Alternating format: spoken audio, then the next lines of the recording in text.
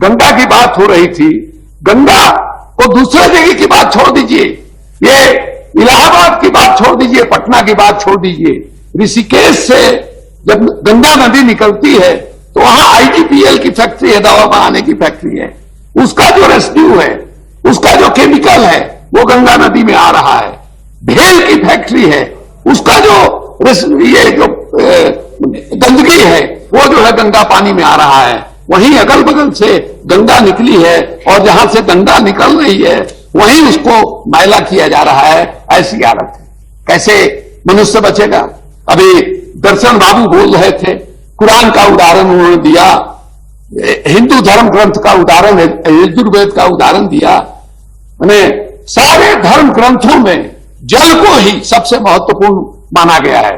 जो जितनी भी दुनिया की सभ्यताएं बनी हैं वो सभ्यताएं प्रकृति ने जो साधन संसाधन प्रदान किया है उसी के आधार पर बनी है, और उसमें जो पानी है, जल है, वो सबसे महत्वपूर्ण चीज है। आज उसकी क्या हालत हो गई है। इसलिए जब ग्रोथ रेट की बात होती है, जीडीपी की बात होती है, हम राष्ट्रपति के अभिभाषण के दरमियान मैंने इस तरफ ध्यान आकर्षित किया था। जीडीपी का जो ग्रोथ हो रहा है उससे इकोलॉजिकल जो फुटप्रिंट है, इकोलॉजिकल जो डेफिसिट है, उस पर उसका क्या प्रभाव पड़ रहा है।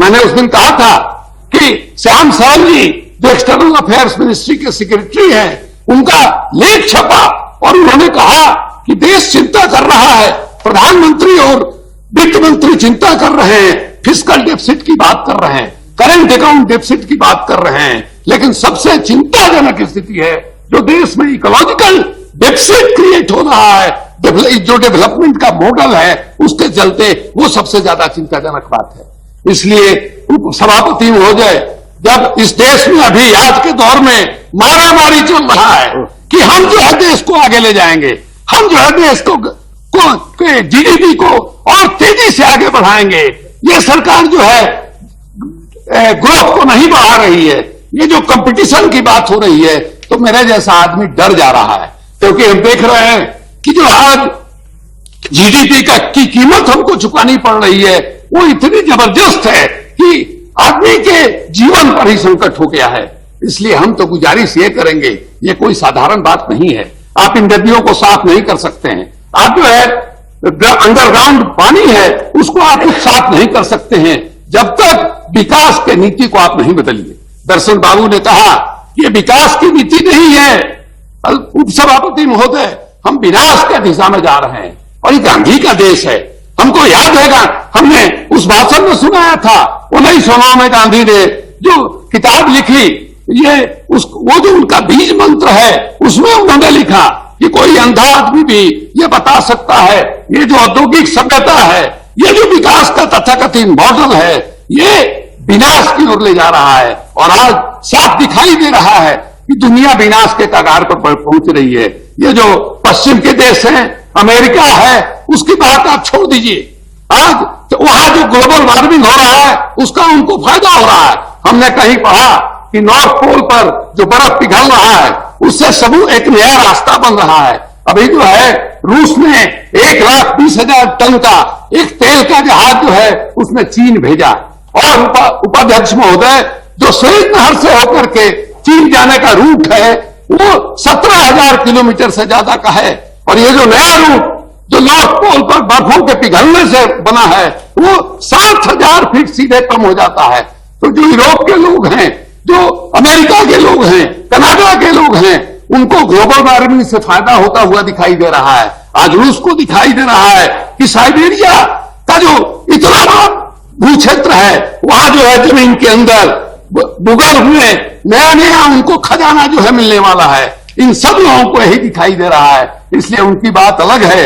लेकिन जो गर्म प्रदेश हैं, जो विषुवत रेखा के नीचे रहने वाले जो प्रदेश हैं जिसमें हम हैं, उनकी हालत जो है खराब होने वाली है।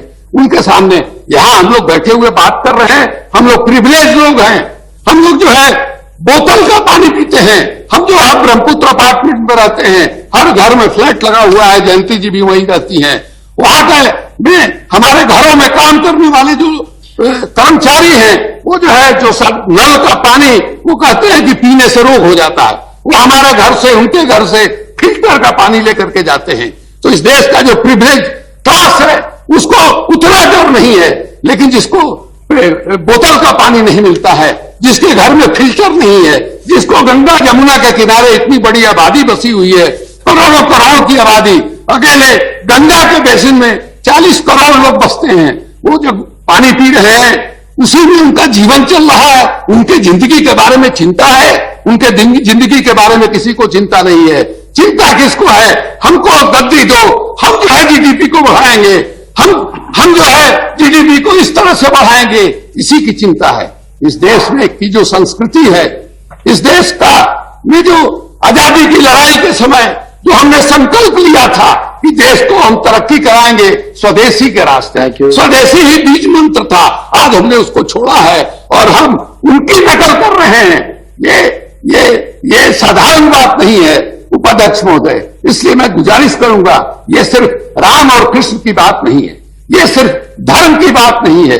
ये जो साधु संत लोग हैं, आज इनको ये क्यों नहीं देश में निकलते हैं, गंगा और यमुना के किनारे लोगों को कहते हैं कि तुम जो लाश जला के ये जो मणिकर्णिका घाट पर जाइए, 24 घंटा जो है वहां शव जलता रहता है, कितनी गंदगी फैल रही है, कितने ये साधु सन्यासी ये गंगा में ही जलते नहीं है, वहीं समाधि ले लेते हैं, उससे कितना प्रदूषण फैल रहा है।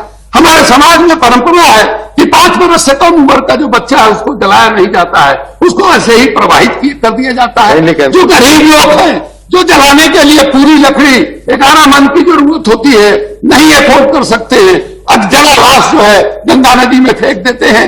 ये जो पूजा करने जाते हैं हरिद्वार और कुंभ में, पॉलिथीन में फूल और ये लेके जाते हैं, ये साधु सन्यासी इस अभियान में क्यों नहीं निकलते हैं? ये साधु सन्यासी जो है प्रधानमंत्री बनाने के लिए निकलते हैं। इनको देश की जनता को जागरूक करना चाहिए कि ये जो नदियों का जो प्रदूषण है, ये प्रदूषण हम अपनी आदत नहीं वो बदलेंगे, जीवनचर्या नहीं बदलेंगे, हम नहीं कर सकते हैं।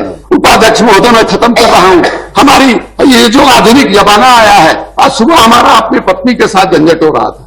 हम लोग कल ही गए थे कुंभ में स्नान करने के लिए, और हमने कहा कि हम लोग भी जा करके थोड़ा प्रदूषण वहां छोड़ आए। इसी पर बहस निकली और कहा कि आप याद कीजिए, जब हम लोग 30 वर्ष पहले क्या हालत होती थी कि घर में 4 कमरा और 1 पैखाना होता था। आज यह जमाना बदल गया, आगे बढ़ गया, हर कमरे में बाथरूम है, हर कमरे में बाथरूम है। हमारे पास पहले जब इतना कपड़ा नहीं हुआ रहता था, एक कपड़े को हम लोग 2 दिन 3 दिन पहनते थे। आज जो है रोज हम कपड़ा, बहुत लोग हैं यहाँ जो दिन भर में 2 बार 3 बार कपड़ा बदलते हैं, साफ होता है। डिटर्जेंट उतना ही जो है आप उसको सीवरेज के जरिए छोड़ते हैं।